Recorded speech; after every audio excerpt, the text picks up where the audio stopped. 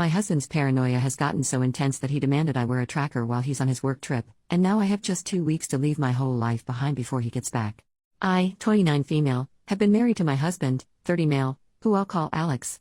Alex and I met in college during our freshman year. We started off as just friends, and got married 7 months ago. I've gotten along with his family, but we aren't super close, but we're friendly enough.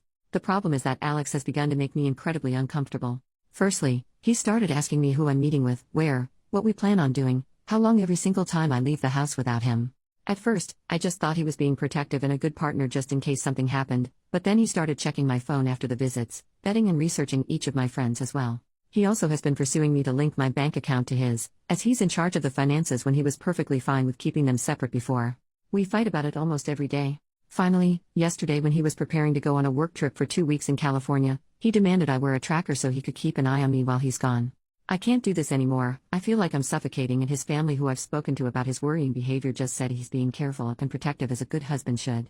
I need to gather my things together and find a way to be gone before he gets home without tipping him off. He's always threatened that if he ever found me cheating on him, he'd turn in divorce papers the same day. He keeps a filled-out copy in his desk. I'm going to submit those the day I leave. But there's so much to do: Bergen, finding a new place to live, seeing if my job has any transfers available, packing and moving in 2 weeks. His return flight is in 2 weeks, so I need to move quickly. I'm posting here because I don't have any close family, and I can't risk dragging my friends into this as we share the same friends. I just needed a place to vent, and ask if anyone has any advice on the easiest and safest way to do this. Edit. Oh my god, you guys are amazing. I never even thought to not use his divorce papers. I'll check for cameras before I start any packing or prepping. I may also shred his divorce papers just in case and look into getting a lawyer for myself. I'm in a no-fault divorce state, that much I so remember, which will help. I'll update again when I know more. The tracker he wants me to use is a small clip to put on the belt or waistband. I'll wear it unless I'm going or doing something related to me leaving. No pets yet, thankfully. First update 2 days later. So I've gotten a lot of support and helpful advice along with questions I thought I should clarify before I proceed with the update. Some ask why I'd be hiding things from Alex regarding going out and who I'm meeting with. I don't, and I have nothing to hide. However, when he begins to then double-check everything I tell him with the other people there, right down to each person I talked to and what I said. Did I send any text messages? Did I order food? How much did I eat? That's when it started to feel like I was slowly being pushed into a corner. It didn't start that bad, but gradually grew worse over time. All of the Reddit subs my in-laws' families are part of are related to gardening and DIY, so I highly doubt they'll see this. If so, by the time they do, I'll hopefully be gone. I talked to my job and explained things to my manager. And they promised to look into openings in other states to see if they could get me into one. They'll have an update on that in 3 days. I trust that my bank account is secured, considering he's tried to get into it before and failed. I found one camera in the kitchen, another in the living room, and one in our bedroom. As such, I've left them in place for now and done all other planning, in the bathroom pretending I'm taking a bath. I'm honestly staying away from the domestic violence services as my sister-in-law is unfortunately higher up in those, considering she volunteers there, and I have a feeling if I did show up there, they would know in a heartbeat. I can't look for apartments until I get the update from my work, but either or, I'm still going to be leaving the state. The day before I do, I will be changing my number carrier and wiping my laptop and all of his electronics before I do. I've met with 2 lawyers so far and had them look over the paperwork. My husband had prepared and both said that it did have some clauses in it that could have caused me some trouble down the line. What alarmed all of us closed the fact that several of those clauses dealt with future children, and not as a hypothetical. Like several here suggested, I have a feeling he fully intended on getting me pregnant to keep me trapped and tied to him. There are 3 other locations my job could send me to, and I have. As a precaution, I've begun looking into all 3 cities and housing in the areas. Just in case one of those, this is the one they send me to. Even if they don't have an opening that they can push me into, then I will just have to quit, move and figure things out on my own. I have enough money to live and survive for a few months until I can pick up another job. Unfortunately, all of our friends are mutuals and would likely be unaware of the consequences of saying or sharing anything I do or say with my husband. I don't have any surviving close family, and obviously my in-laws are not a good resource to rely on. I am on my own, unfortunately, other than the wonderful bonds I've begun to make here. I will update again if I get more information or something else happens. Otherwise, I'll update when my work gets back to me. I do plan on leaving before he returns, though, just to make sure that I'm not anywhere near here at that time. Second update 1 day later. Good news. My work has an opening I qualify for that will not only shift me across the country, but also comes with a salary increase as well. I've started telling my in-laws and friends that I'm planning a surprise outing for when my husband gets back for just the 2 of us. This way, people don't give me odd looks if they see me out and about. I've even gone as far as asking my mother-in-law to show me his favorite recipes. Meanwhile, I found a moving company that, while small, is willing to work in a storm. The reason is in 5 days, we're supposed to get hit with a large storm front. I plan to shut off the breaker and say we lost power if he asks, just as several people here suggested, and even sent him a short clip of the storm. I will have all of my stuff moved that afternoon, and I will be flying out once the weather has cleared enough to do so. I have a lawyer who will push my divorce through, and I filled out the necessary paperwork so that I don't have to be here for it. I'm not suing for assets or alimony, and I've shredded his divorce papers as well. I've set up a cheap payphone plan until this is all said and done, at which point I will find a new carrier, number, and phone. This one is being wiped and left behind. My laptop is provided by my work, and the IT department inspected it thoroughly and it was clean, thankfully. No other electronics aside from my laptop. New phone will be coming with me. If Alex needs to talk to me, he can do it through my lawyer. Not sure if anything else will happen. My fingers are crossed that he doesn't think anything's amiss until after I leave, and I'm not turning the breaker back on when I do. He can when he gets home. My work is covering the plane ticket, so that at least is one expense I don't have to finagle in. Third update 7 days later. It's been a busy week, but I've gotten so much done. Firstly, I am now out of the house and am currently in a hotel while I look for an apartment. It's a big city, bustling with people no matter where you look. We had a pretty bad storm system hit back home, that actually lasted 2 days. High winds, thunder, lightning, and even hail everywhere. I didn't take much from the house: my documents, clothes, and important sentimental items. I left all of the furniture and electronics behind. I cleaned the house top to bottom and took pictures on my phone so he couldn't claim I damaged anything when I left.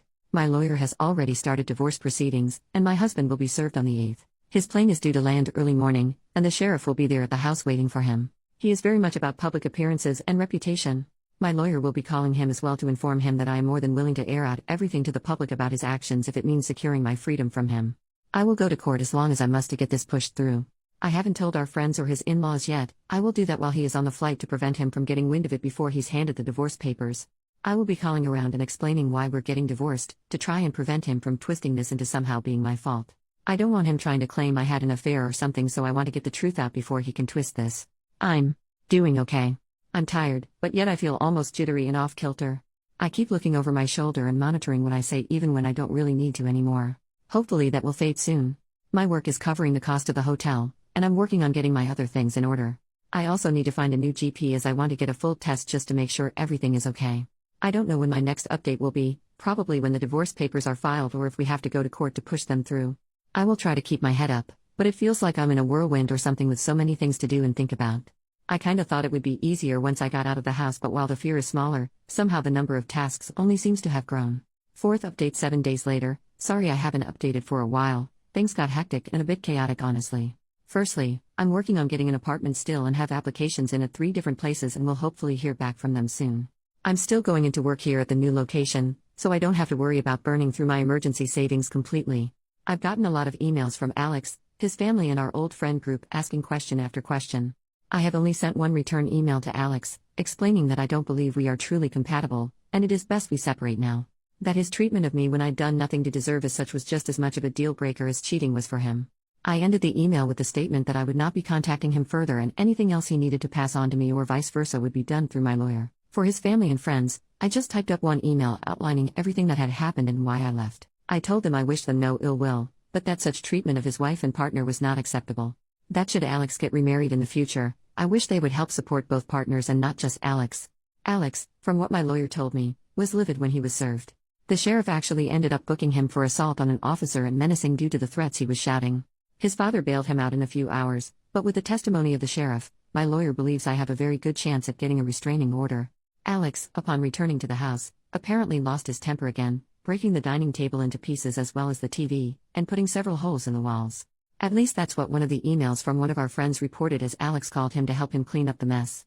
My lawyer already has pictures of the house I took, with timestamps as evidence nothing had been damaged by me. My friend reported that Alex tried to claim I'd been the one to trash the house, but the holes in the wall were at head height. Alex is 6 feet 3 inches, and I'm 5 feet 4 inches, so he knew that was false.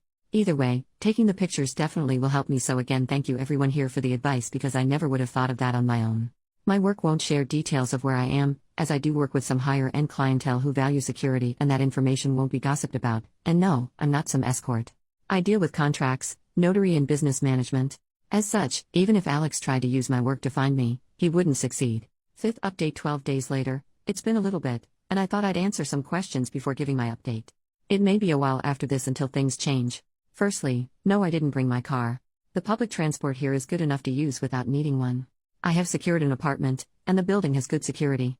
You need a key card to enter, and there is a security guard at a desk right by the entrance to the building.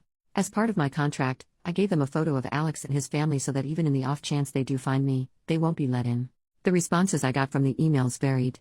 His family said I was overreacting, and that I owe Alex an apology for the problems this has caused him. The pending criminal charges puts him at risk of losing his job if he's convicted. Alex sent a long email, apologizing and pleading for me to come home. He said he was worried for me, that he is willing to go to therapy if it will appease me. He wants us to remain together, and he didn't think leaving was an appropriate response to his genuine concern and worry for my health and safety. The friends gave somewhat lacking replies, saying that they didn't think Alex was ever going to hurt me and that I shouldn't be letting my imagination run away wild. As much as I want to say I was surprised by the lack of support, I'm honestly not. He intends to fight the divorce.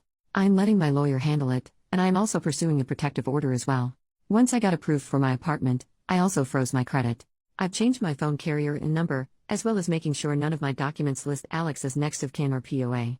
Some have asked why I was so paranoid about Alex and his possible future actions. The answer for that actually is somewhat simple: my grandmother. I love that woman to bits. As a teen, she explained why my grandfather was never around. He was extremely abusive and manipulative, and her generation didn't allow divorce really. She wouldn't have been able to buy a house or get a good enough job to support her and my mother on her own. As such, she endured it, shielded my mom as she could until my grandfather died. When I felt like I may have been overreacting, I remembered how she'd said she'd always wished she'd been able to see my grandfather for what he was early on when she may have been able to annul the marriage. I don't know when I'll update again, maybe when the divorce goes through or if something big happens, but until then, I'm just trying to keep my head above the water. 6th update 1 month later. It's been a month since my previous update, and I wanted to share some of what's been going on in the meantime. The divorce is proceeding, but even though I don't need him to agree, and he's not, it means I have to go through the courts to get it approved. As such, it could be upwards of 6 months to push it through even though I'm filing without attempting to claim property, alimony or compensation. I just want a clean break and separation. Alex has attempted to use our friends to reach out to me, as he doesn't want to use my lawyer for communication. He's saying it's disrespectful and cowardly to hide behind my lawyer, and not meet him face to face. Alex wrote me a letter that he did pass off to my lawyer, but the contents were him justifying his actions and claiming that in today's time it is dangerous for women to be on their own, which is why he was so intent on trying to keep me safe from harm. He wanted me to understand that he was trying to protect me as best he could and was hurt that I would just lie to him and hide my actions from him related to my dissatisfaction with our marriage and my moving. I didn't reply, because at no point did he apologize. All he did was turn everything around on me as I was being overly dramatic, emotional and cowardly. There was a second letter with Alex's from my sister-in-law. Her letter was honestly disturbing and completely justified my misgivings regarding approaching her in any kind of professional capacity. She spent 5 paragraphs detailing how a real abusive relationship looked like and that Alex was the furthest thing from abusive. The details she included were all related to financial abuse and physical abuse. Nothing like what Alex had been doing. She stated that my attempts to smear her brother's name for attention and clout made me the abuser, not him. I haven't really been able to process that, admittedly. Part of me can't help but wonder if she's right. I mean, I blindsided him by leaving as I did and refusing to speak with him at all. My old boss recommended that I look into getting into therapy after I moved, and I think I need to. I have had a hard time adjusting to being on my own. I keep censoring myself and haven't even gone out to eat yet. I always end up worrying about what if someone sees me, what if I get in trouble for spending my money on something frivolous. My lawyer is continuing to fight for the divorce, and I shouldn't need to be physically present in court. Any meetings needed between me and the judge can be done via Zoom.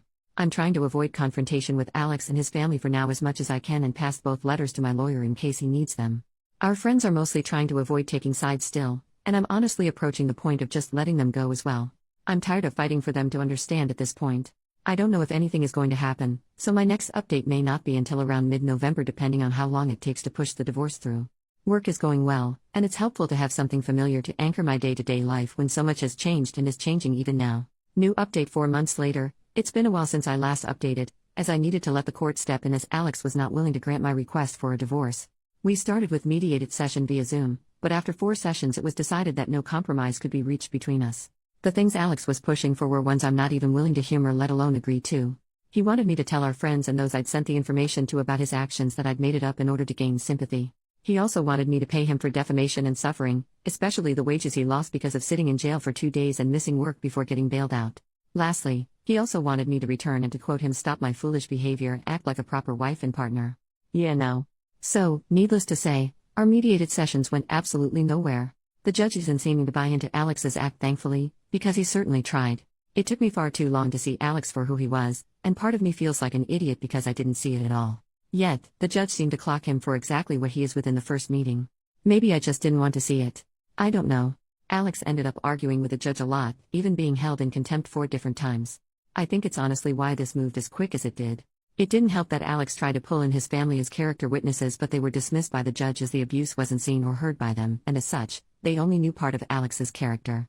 In his closing statement after he approved the divorce, he went on to call Alex a narcissist, and that if Alex loved himself so much to abuse the one he'd married to let the divorce happen, and marry a mirror next. I didn't think a judge was allowed to say that. At all. But my lawyer just shook his head and told me not to say anything, so we left. So here's the update I'm sure everyone's been hoping for and guessed: I'm officially divorced. The documents were processed 3 days ago, and I'm still in disbelief. I have no contact with Alex any longer, nor do I want any. I'm not going to give our friends my new contact information.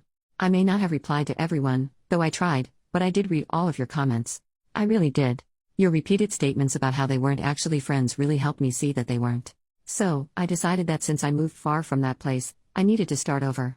New home, new place, new friends. It's slow, and I've started therapy, though it took almost 3 months to get it due to the usual wait times, but I've been going 3 times a week ever since. It's helping, even with things I thought were done and dusted. Alex didn't take the divorce well, according to my lawyer, who's been keeping up with him to make sure he stays away from me. He did something at work. I don't know what is. Obviously I have no way to gain that information, but whatever it was cost him his job. My lawyer also did something I didn't expect him to, but something I think everyone will like. He took the letter my ex-sister-in-law sent me and forwarded it to the domestic violence organization she works for, along with an informal statement regarding Alex, his actions, and the decision of the judge. She's been let go as well, and given how tight those organizations are with one another, my lawyer said that the likelihood of her getting a position at another is slim to none. I actually laughed, though I was a bit teary, when he said that, and that Slim is on a leaky rowboat to China. I've been crying a lot lately, but my therapist says it's normal and shows I'm actually processing things instead of bottling them up and pushing them down. I'll try to update in a month or so, if my emotions level out some, to explain a few more of the details, but I wanted to get this out there, and thank everyone for their continued support and encouragement. I appreciate each and every one of you. I really do. You gave me the hope that leaving him wasn't going to be this giant black mark I'd never heal from or move on from. Work is going well, and the sense of normality and routine is helping me avoid feeling like everything has been spiraling out of control.